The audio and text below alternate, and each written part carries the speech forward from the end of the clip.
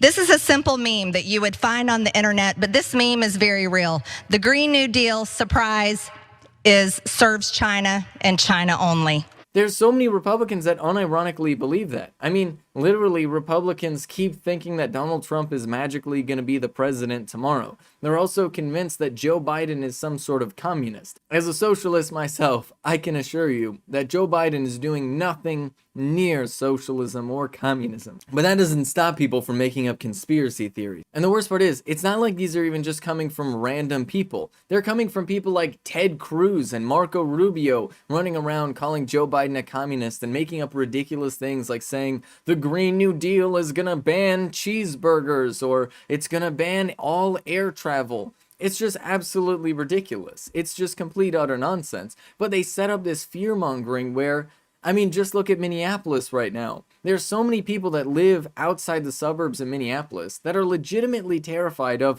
oh, these radical Antifa coming into the suburbs and forcing everybody to share their toothbrush, right? It's just clownish, it's cartoonish, it's hilarious. But it's also a sign that our sort of structure of democracy is sort of eroding from underneath our feet, while so many of these people are sitting on Facebook reading nothing but conspiracy theories all day long and thinking that it's real. So these leaks just came out about Facebook and how they're exposing children to dangerous content, things like pro-anorexia content and stuff like that, that is very much damaging the mental wellness of young people today. But what wasn't talked about in all of those Senate hearings the other day was the fact that it's doing the same thing to adults, where people keep seeing these anti-vax conspiracy theories, people keep seeing these far-right conspiracy theories, people even organized literal violent militant right-wing groups on Facebook, and Facebook did really nothing about it.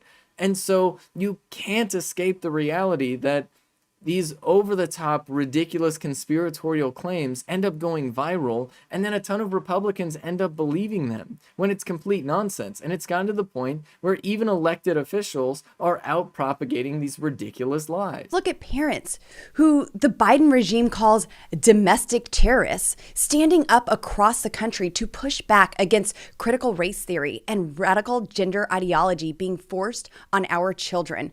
Right. This isn't just about gender. This is about the sexualization of our kids. Just look at the courageous Southwest airline pilots and flight attendants who stood up and are fighting back against medical tyranny. She has a snazzy red dress on. And if you can't tell from the writing that's been kind of eaten up by the dress, it says, "Let's go Brandon" across her back, because that's cool.